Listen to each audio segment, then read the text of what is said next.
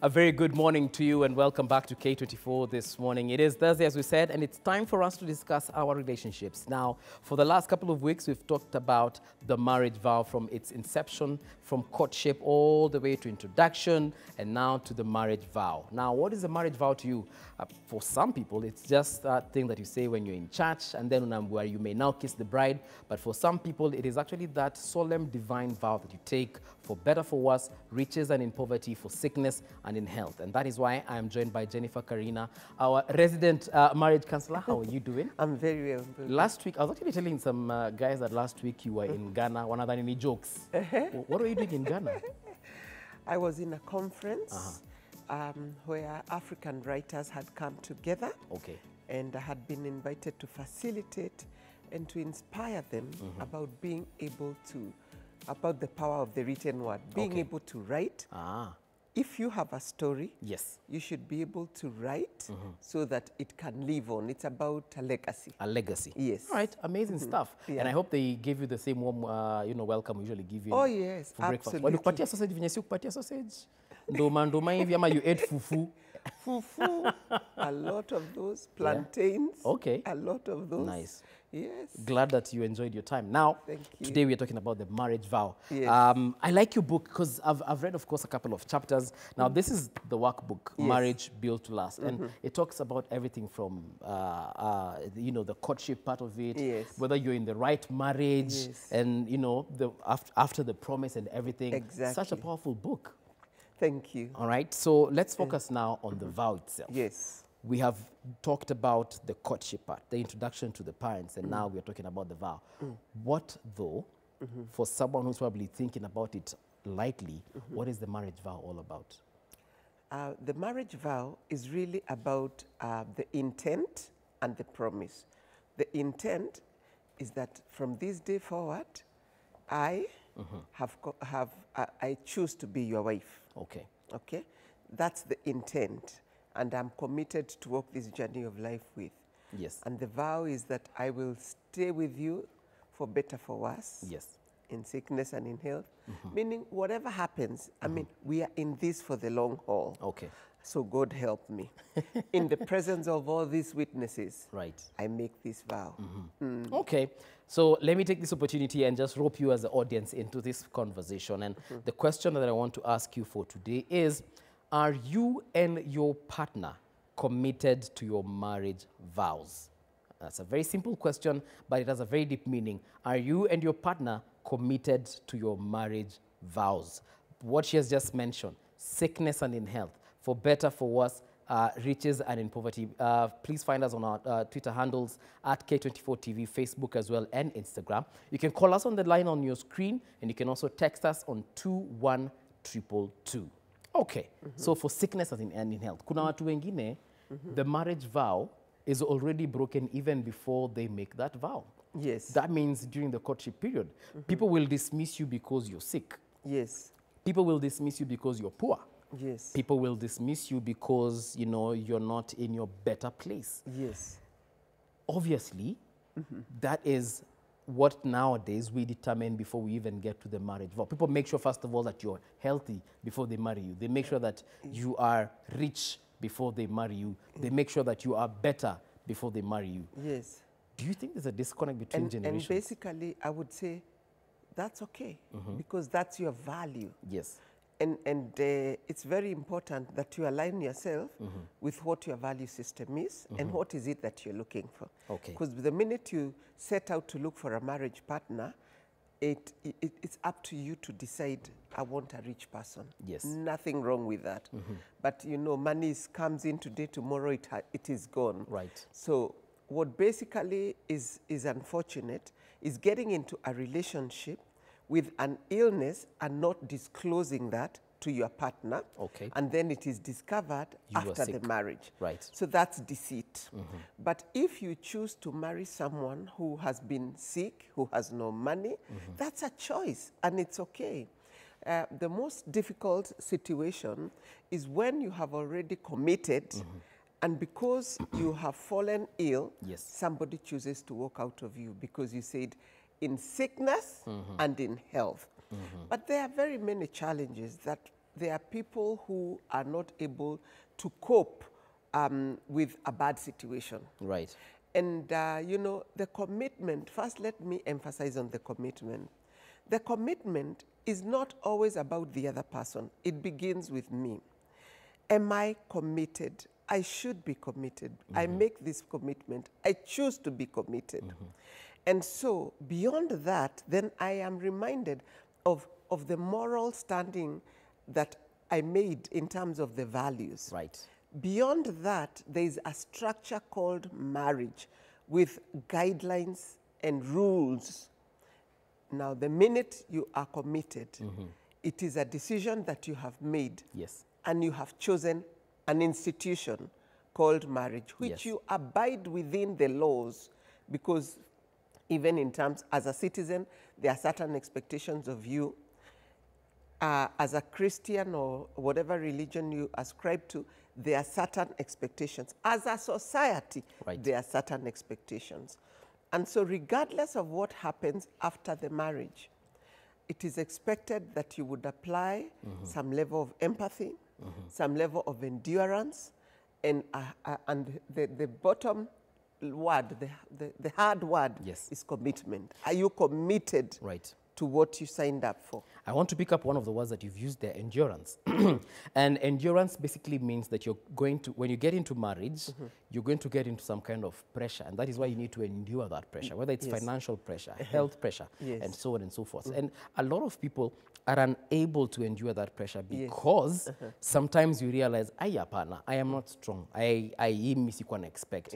For instance, you met your husband when he was good looking, he was very healthy, but suddenly 2 years into the relationship, he has cancer. And he's been told by the doctor, you have 6 months to live. And kaboom, things start looking bad for you. Or you got into this situation with him, he was the CEO of this Fortune 500 company that was making $5 billion a year, and suddenly he's been declared bankrupt, he's now broke, he's probably going to prison, and you realize, I can't deal with this, and you decide to bounce. People do not give those words emphasis, and that's why I said a lot of people are taking it lightly. For better, for worse, for richer, for poorer, sickness and in health. Is it that people do not know what exactly they're about to face? Is it that people are not counseled well enough to understand that this is for a forever kind of situation? What is the problem with our society now? I hear you, Bovi. And one of the things that I am thinking is that before the violation of any of the vows, there is a transition. And it depends on the relationship that we have had before you became sick, for example. If we have continued to have an open relationship, usually at that time, it's on, your marriage is on autopilot. I mean, it's moving in any direction. You are not even sure where you are going. There's maybe some resentment as a result of failed expectations. And so when you do fall sick, I don't have empathy for you because you have hurt me so much in the process. So it doesn't matter what happens, I may never serve you in the manner that I should, which is unfortunate. And so what is important, I would say, is the vows do not make the marriage beautiful. It is a reminder of a commitment. The ring on your finger does not make you married. It is a symbol to remind you that I committed to a relationship. I might not be feeling it, because many times this young generation, the millennials, where you belong, believe that I need to be feeling you, you know, for this relationship to work. You know, I'm not feeling you anymore, and so I'm not interested. The truth of the matter is, you will get to the level of not feeling because of what may have transpired in our relationship. That sounds a bit harsh. It is. And that's why you need to understand what you are getting into. Marriage is not for everybody. So when you are not feeling someone, and they are going through something, that is when you remind yourself, I vowed that I will be with them for better, for worse, in sickness and in health, for richer, for poorer. So let me stay committed. For example, when you did have the money and you were in that high-level position, Yes. you never shared your money with me. Yes. You were never generous. So the loss of your money actually does not affect me in any way. At all, yeah. Because I really never even had the joy of being a partaker. So now that you have lost it, you become my liability. You want my money, and when you had your money, it was your money. Yeah. I mean, give me a break. I ain't gonna give it to you. So why should I give you? Yeah. You see, it takes the grace of God to be able to be empathetic and considerate, yes, and to choose to share, which has not been. You have not been faithful. You have had mpango wa kando. Multiple. You had even quit on me. Yes. You are living with another woman with your baby. The minute you are sick, no lover will take care of you. She will drop you outside your house. Your wife, take your luggage. Yes. They will not. Take your luggage. Then you come so that I will nurse you. I'll probably give you a couple of slaps as I'm nursing you. Yeah. Where have you been when I needed you the most? Yeah. That's actually what happens. Yes. Have you ever seen the movie of the Black Woman's Diaries? No. She used to beat her husband. Bam! As she baths him, you know, he had had a stroke. Yes. And so she really beat him because of bitterness. Yes. So what am I saying? Whether you are taken care of or not taken care of, it is as a result of the seeds that you sowed. Yeah. So while you can, I would say sow seeds of love, sow seeds of compassion, and grow in oneness. It's all about growing in oneness from one level to another. Now, the commitment part of it, the fact that I need to stick around regardless of whether we are rich or poor, whether we are sick or we are in health, or whether, you know, and all these things. And a lot of people will find themselves in that weak moment. Yes. I married this beautiful girl. Again, I usually like calling her Susan as much as I've never dated a Susan. But let's call her Susan. Susan is my mother. Oh, Susan is your mom. Awesome. So we married Susan. Susan is a very beautiful chick. But 3-4 years down the relationship, I stopped feeling her the same way you were saying. Yeah. Ka feeling a kako. Yeah. Yeah, but we're together. Yes. Nasita kuacha anyway. We have a child together, or even children together. But then again, I meet this other girl. She's called Grace. And Grace looks absolutely amazing. Grace is beautiful. Grace is loving. Grace is everything I want in a woman. Because Susan seems to have amelegea kidogo. And then now nianze mpango wa kando na Grace. A lot of people are finding themselves in that situation. Does that mean that they're still not committed to their marriage? I would say that they are committed to their marriage and they love their partners. Usually, any other relationship is not that they don't love their partners. They love them and they don't want to lose the marriage. But what needs to happen is to understand that familiarity breeds contempt. The more you and I become familiar, the more we need to ignite our romance from time to time. Okay. The more we need to grow our intimacy. And what is absent is being intentional and conscious about growing in intimacy. Now, are we talking about the mpango wa kando or the wife? The wife. Okay. Because it's actually, when you are in a marriage relationship, you ought to build an affair-proof marriage. You know, there are no guarantees. And I can tell you for a fact, doesn't matter how old you are, doesn't matter how much you love this Susan, you will be attracted to another woman. You will be. Okay. Doesn't matter how much I love my husband, I'll be attracted to another man. I mean, what is good is good. We have eyes. Yes. We can see. But I will tell you this.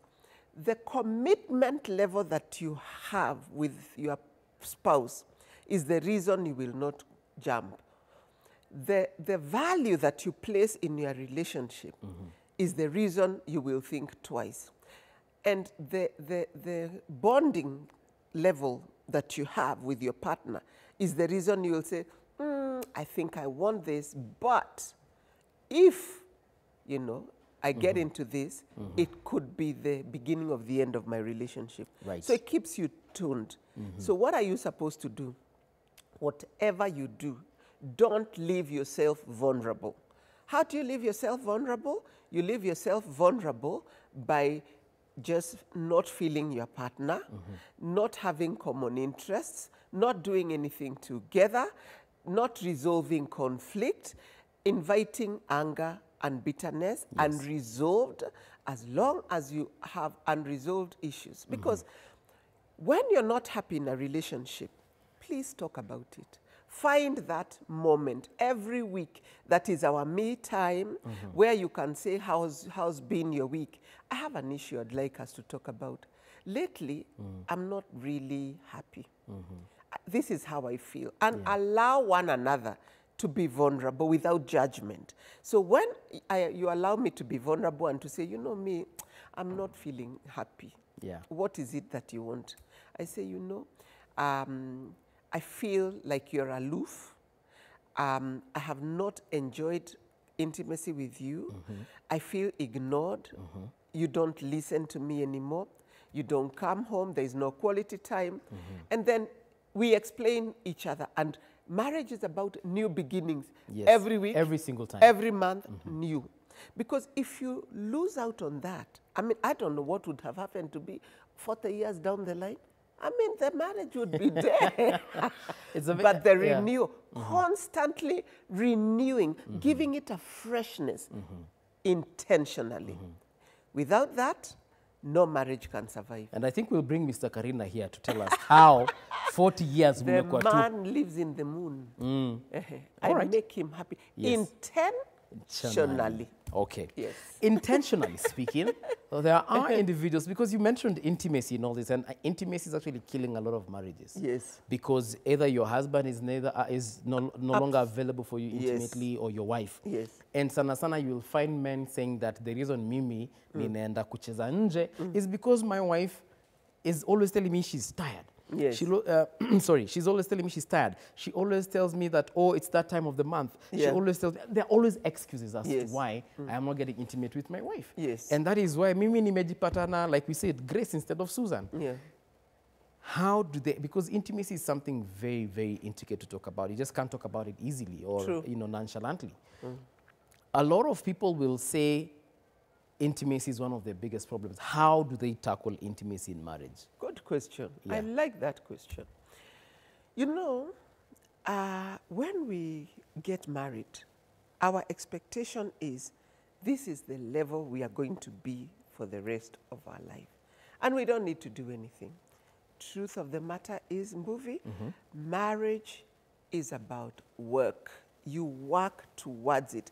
You harness the relationship on a daily basis, on a weekly basis. How do you work? You cannot live with someone and you do not know anything about them. So the first thing you need to do is get to know your partner, their personality, their interests, and when you do know them, you begin to align yourself with them somehow. So when you do your part and I do my part, we will understand one another. And one of the things you will get to know about your partner, you will understand their language of love. How does somebody feel loved? I feel loved when I'm touched. If you don't touch me, I don't feel loved. Yeah, I won't respond to anything. No, so other people feel loved when they are given words of affirmation. You know, you're a great husband. I love the way you support me. I love the way you blow my mind. I love the way you take care of the children. You are such a great husband. Affirming. People grow out of that. Others is about quality time. If the person in your life is telling you, you are never home, you know, you're always at work, you don't care about us. And that's a hint. That's a hint. What they are saying, could you spend some quality time with us? I don't feel loved when you don't spend quality time. Others ask, me kutoka niolewe, I have never been bought a thing other than the ring on my finger. Yeah. When I hear that, I just know gifts. Gifts is the language of love. When is the last time you bought somebody a gift? Yeah. If your partner is always buying you a gift, understand their language of love is gifts. Okay. So buy them. Beyond that, what's another language of love? Acts of service. Right. Now, acts of service is when you do something for someone. I mean, you guys are great at acts of service. Not many places I go and I'm given breakfast. Yeah. I've just had a Yanguvu, good... please make sure umesema Yanguvu hapo ndani. Hakuna maji. Iko breakfast hapa, doma, guashe, sausage. Thank you. Karibu sana. So that makes me feel that I have been welcome, and that's valued. An act of service, and I've been valued. Does your partner feel valued? What is your partner's language of love? I mean, unless you meet them at their point of need, you'll be shooting in the stray darkness. Bullets, because they are not going to have impact. Right. If I want quality time, and you'll never give me quality time, I start withering and dying. The thing is, really, you want things at home to work. If you want a good life, find out what is it does my partner enjoy. Right. Give it to them because it will give you freedom to pursue other interests in life. All right. Again, because, and this one I know a lot of people are even afraid of talking to their partners about it because they don't even know how to start that conversation. A lot of women will say, hey, Mimi, Baba Jemo, siezi mwambia hizi vitu because Baba Jemo is always angry. And when I tell him, he dismisses this story and so on and so forth. Yes. You find that probably, is it that the pressures of life have taken over, that I forget that I have a wife that I need to take care of, for instance? So I'm busy out there busting my behind trying to just look for rent. Yes. I'm also busy.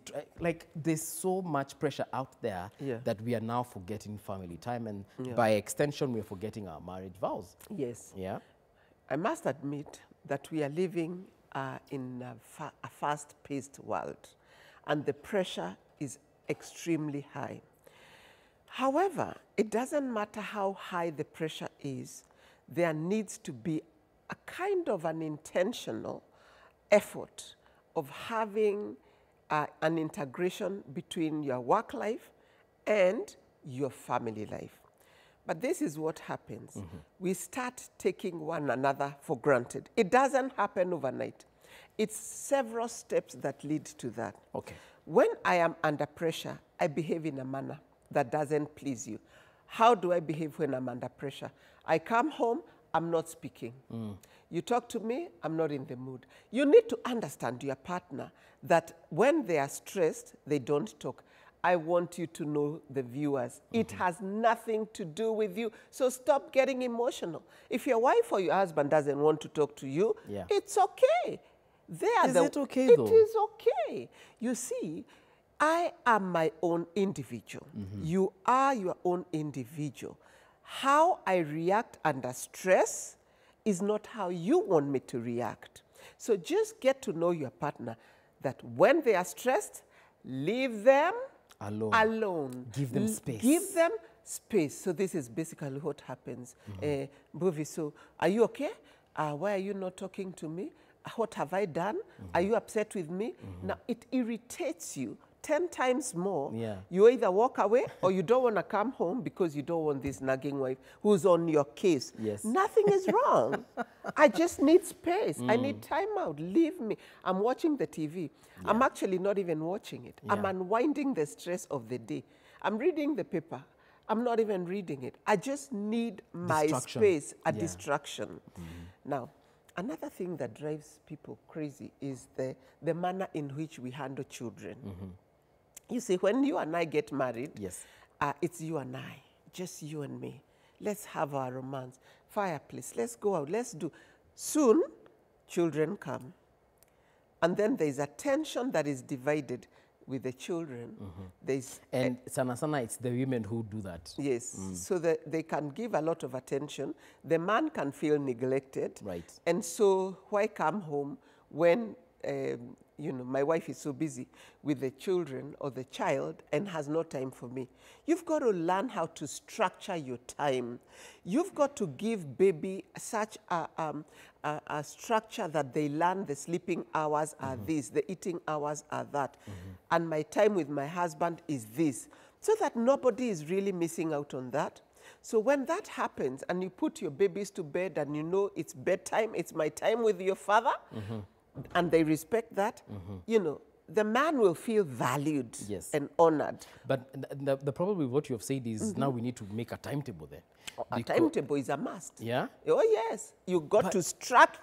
It kills the whole spontaneity we had before, because I would sneak into your office, steal a kiss. I would tell you, babe, unatoka job saa ngapi? 4 o'clock na kupitia. But now 4 o'clock, first of all, lunchtime sina wakati. But 4 o'clock, I need to pass through the school, pick the kids. Then by the time tufike nyumbani, you as the wife, maybe umefika, you start cooking. Isn't that whole timetable thing killing the marriage? Well, it's not as boring as you put it. You know, life is about structure. And structure is good. But spontaneity is also excellent. Who said you cannot go home for lunch? I think I can. Children, they are at school. Unajua nishi sio kimao. By the time nitoke hapa niende hivi nirudi hivi. It's another story altogether, because the spontaneity brings a lot of, I don't know, that drama, that adventure is always nice. But if we have to know that we wait for the kids to sleep at 8, so that now we can start the romance, the foreplay, I'm also tired. By the time we start this foreplay, nisha anguka bana, mimi nataka kulala. Well, I think in that case, what I would say to you, every stage in life comes with a level of adjustment. Okay. All right. And I feel like you're saying also compromise. Yeah. 2 things. Yeah. That adjustment is what brings in the willingness, which is compromise. When you are young, there are things you did that now that you are older, you cannot do. True. When you are young, you can go for that binge drinking and just disappear Friday, come on Monday. Young, you come back on the weekend, nobody knows where you are. Now, even with permission, you cannot do it. True. Then again, you get to the level, even when you have been allowed to do this, your body will not take it. You can eat everything you want, and sooner or later, you will say, sikuli nyama siku hizi, sikunywi maziwa. I am not in this. Not because you want to, but because of the stage in life that you are in. And what I ascribe to is enjoying your stage 100% at every level. All right. In the recognition that you will never be 20 again, you will never be 30 again, 60 is round the corner. Okay.